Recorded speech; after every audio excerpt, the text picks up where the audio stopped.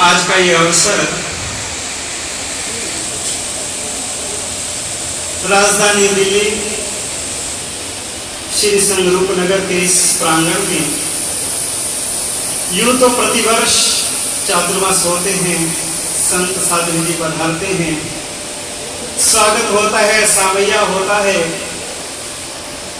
प्रवेश होते हैं, आयोजन होते हैं, दो बातें कही जाती हैं, दो बातें सुनी जाती हैं, समय निकल जाता है, महीने गुजर जाते हैं और बढ़ते बढ़ते कार्तिक पूनम का दिन आ जाता है, विदाई की वेला आ जाती है। भरे मन से, उदास दिल से, गमहीन माहौल में विदाई भी हो जाती है और अगली वर्षा के लिए अगले नए बादलों का इंतजार फिर शुरू हो जाता है। ये क्रम है क्योंकि यही प्रकृति का नियम है, ये एक जीवन का चक्र है। समय सदा स्थिर नहीं रहता, स्थितियां सदा एक सी नहीं रहती, परिवर्तनशील यही संसार है। जीवन हमारा प्रतिपल प्रतिक्षण परिवर्तित हो रहा है। हमारी भावनाएं, हमारे विचार, हमारी धारणाएं, हमारी मान्यताएं, सभी में प्रतिपल प्रतिक्षण परिवर्तन हो रहा है।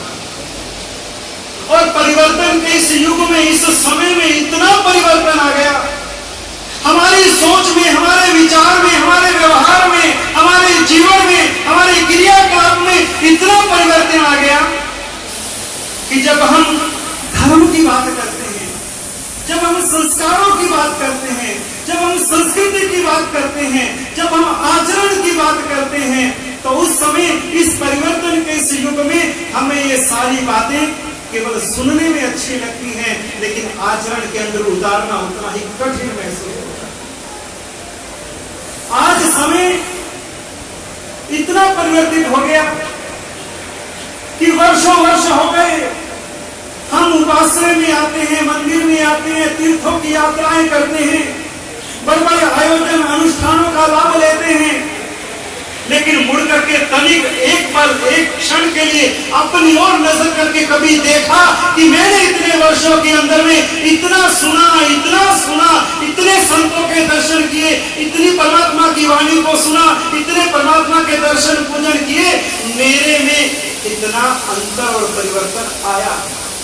सारी दुनिया बदल गई, सारा विश्व बदल गया, लेकिन नहीं बदला तो इंसान का यह स्वभाव नहीं बदला। हम विभाव के अंदर में बैठे हुए, विभाव से स्वभाव की ओर की जो हमारी यात्रा थी उसको छोड़ करके और अधिक विभाव में हम वीतराग की उपासना करने वाले और वीतराग को छोड़ दिया और फंस गए राग और द्वेष में। राग और द्वेष के साथ में युक्त हमारी कोई भी उपासना कभी भी सफल और सार्थक नहीं होगी। हमारे विचारों में भेद हो सकते हैं,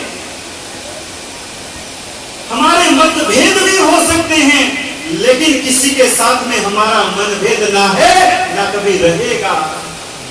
मतभेद होते हैं। भगवान महावीर के साथ में उनके ही जमाई जमाली का भी विचार भेद हो गया था। भगवान महावीर के ही शिष्य गौशालक शिष्य और गुरु के साथ में उनका भी मतभेद हो गया था। मतभेद हो सकते हैं, विचार भेद हो सकते हैं, लेकिन हमारे मनों के अंदर में भेद नहीं आना चाहिए। आज सबसे बड़ी समस्या यह है कि हम किसी को भी देखते हैं तो हम अपनी धारणा से, अपनी मान्यता से, अपनी भावनाओं से हम उस व्यक्ति को सामने से देखते हैं। हम उसके अंदर में जो उसका स्वरूप है, जो उसका चिंतन है, जो हमको देने के लिए आया है, जिससे हम सब कुछ ले सकते हैं, लेकिन हमारी मान्यताओं के कारण हम ऐसी दीवारें खड़ी कर देते हैं कि हम उस व्यक्ति के पास में भी ले नहीं पाते। संत देने के लिए आते हैं और सच्चा संत वही है जो समाज से कुछ लेकर के बहुत कुछ देता है, वही सच्चा संत है। संत समाज की धरोहर है, संत समाज का आईना है, संत समाज के लिए दिशा निर्धारण करते हैं। यदि इस धरती पर इस समाज में संत नहीं होते का बिखर गया होता, टूट गया होता, समाप्त हो गया होता। आज यदि हमारा कोई अस्तित्व बचा है तो संत है, तो समाज है, और समाज है तो संत है। एक दूसरे के पूरक हैं।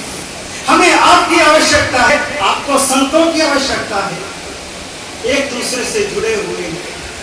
और इसीलिए समय समय पर समाज को चेतना देने के लिए, समाज के जागरण के लिए और धर्म को जन जन तक उनके जीवन के आचरण तक उतारने के लिए ये संत उसी प्रकार गति करते हैं जैसे ये सूर्य प्रतिदिन इस सृष्टि को एक नई रोशनी देता है, एक नई चेतना देता है, एक नया उजियारा देता है। और वही नई चेतना, नई रोशनी और नया उजियारा लेकर के इस रूपनगर के इस नभमंडल पर यदि कोई सूर्य इस वर्ष खिलाए तो वो है पन्यास परवर चिदानंद विजय जी महाराज। एक नया सूर्य लेकर के, एक नया आराम लेकर के, एक नया चिंतन लेकर के, एक नया स्वाध्याय लेकर के जो आपके बीच में आए हैं। प्रश्न तो यह है कि देने वाला तो बहुत कुछ दे सकता है, लेने वाले की पात्रता की नहीं। जेब के अंदर में हम बहुत कुछ डालना चाहते हैं, लेकिन जेब के अंदर दाम तभी टिकेगा यदि आपकी जेब सलामत है। यदि जेब ही फटी होगी तो क्या होगा? घड़ा ही फूटा होगा तो क्या होगा? हमें अपनी पात्रता तैयार करनी है, हमें अपनी योग्यता तैयार करनी है। ये जो अवसर आपको मिला है, ये जो आपको चातुर्मास मिला है, ये चातुर्मास पूज्य श्री का चातुर्मास, जिन्होंने निरंतर स्वाध्याय के अंदर रहते रखे, जो परमात्मा की वाणी का अनुशीलन किया है, परिशीलन किया है, जो तत्वों के मोती चुने हैं। आप कितने मोती लूट सकते हो, कितने ग्रहण कर सकते हो, कितना आप अपने आप को परमात्मा के मोतियों से आप अपने आप को धनवान कर सकते हो। आत्मा की दौलत लुटाने के लिए ये खजाना लेकर के इस धरा पर पधारे हैं। और ये रूपनगर का ये सुंदर माहौल, जिसके लिए कहा बरसा बरसा अमी बरसा, रूपनगर में अमी बरसा, बरसा बरसा अमी बरसा, रूपनगर में अमी बरसा। गुरुवर पधारे आज यहाँ, देखो यहाँ का जन जन हर्षा। गुरुवर पधारे आज यहाँ, देखो यहाँ का जन जन हर्षा। बरसा बरसा अमी बरसा, रूपनगर में अमी बरसा।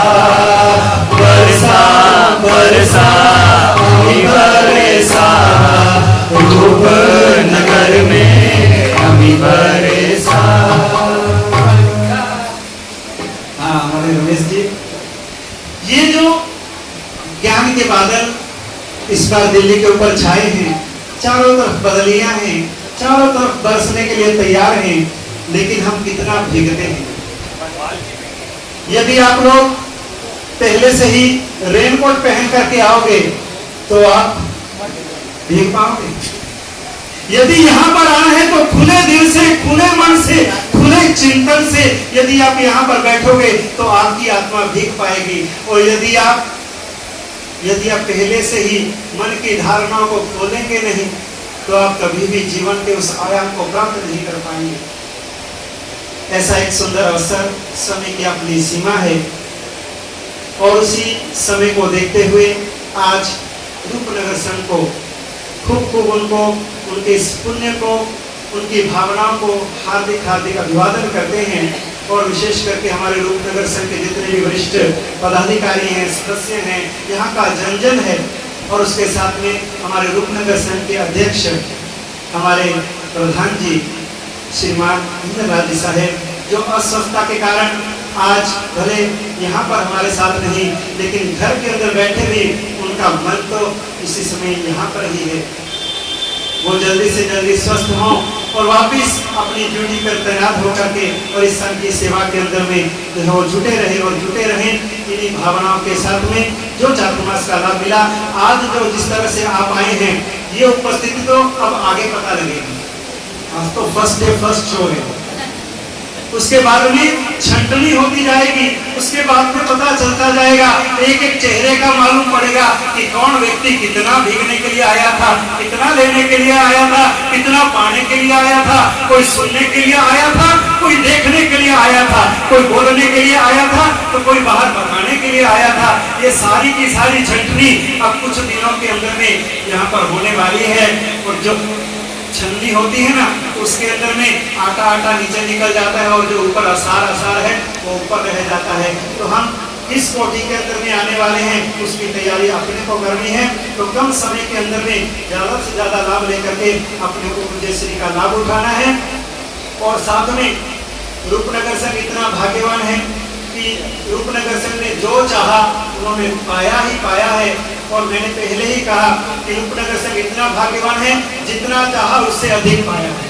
बोनस एक के साथ एक फ्री है सर। वो भी देखिए, इस बार चौमासा भी 4 की जगह 5 महीने का है, तो जब 1 महीना बढ़ गया तो 1 संघ भी बढ़ गया। तो रूपनगर संघ को तो लाभ ही लाभ है। और अवश्य ही हम इस 4 महीने 5 महीने में हम भी यहाँ पर शांतिनाथ दादा की छत्र छाया में रह करके अपनी आत्मा का कल्याण साध सके और 100 पर हम एक दूसरे के पूरक बन करके धर्म आराधना में सहयोगी बन सके। सभी को इसमें जुड़ने के लिए आह्वान करते हुए और अपने शब्दों को विराम